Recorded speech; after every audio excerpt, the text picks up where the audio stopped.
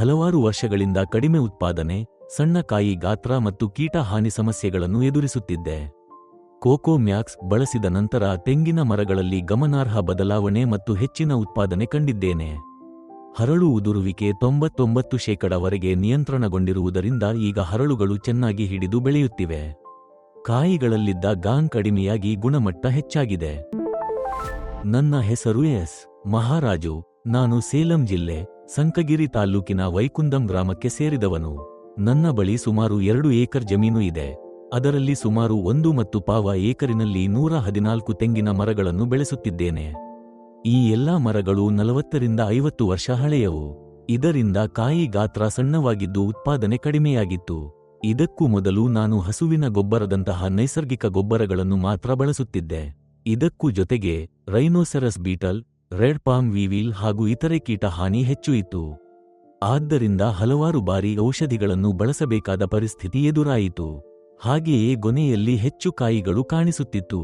ಕಾಯಿ ಒಡೆದು ನೋಡಿದಾಗ ಒಳಗಿನ ತಿರುಳಿನ ದಪ್ಪ ಅರ್ಧ ಇಂಚಿಗಿಂತ ಕಡಿಮೆಯಿತ್ತು.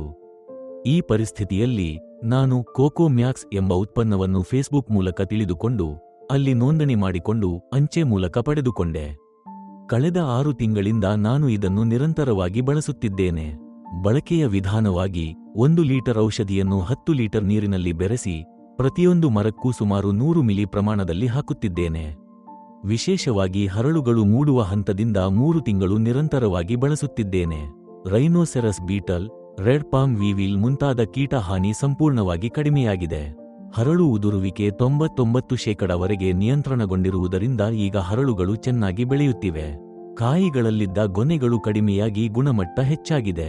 ಕಾಯಿ ಗಾತ್ರ ಹಿಂದಿಗಿಂತ ದೊಡ್ಡದಾಗಿದೆ ಮತ್ತು ಗರಿಯ ದಪ್ಪ ಅರ್ಧ ಇಂಚಿನಿಂದ ಸುಮಾರು 1 ಇಂಚಿನವರೆಗೆ ಹೆಚ್ಚಾಗಿದೆ. ಹಳೆಯ ಮರಗಳಲ್ಲಿಯೂ ಉತ್ತಮ ಉತ್ಪಾದನೆ ದೊರೆಯುತ್ತಿದೆ ಮತ್ತು 3 ತಿಂಗಳಲ್ಲಿ ಸ್ಪಷ್ಟವಾದ ಬದಲಾವಣೆ ಕಾಣಿಸುತ್ತದೆ. ಈ ಅನುಭವದ ಆಧಾರದ ಮೇಲೆ ಕೋಕೋ ಮ್ಯಾಕ್ಸ್ ಬಳಸುವುದರಿಂದ ತೆಂಗಿನ ಮರಗಳಲ್ಲಿ ಉತ್ಪಾದನೆ, ಕಾಯಿ ಗುಣಮಟ್ಟ ಮತ್ತು ಒಟ್ಟು ಆರೋಗ್ಯವು ಉತ್ತಮವಾಗುತ್ತದೆ ಎಂದು ನಾನು ವಿಶ್ವಾಸದಿಂದ ಹೇಳುತ್ತೇನೆ.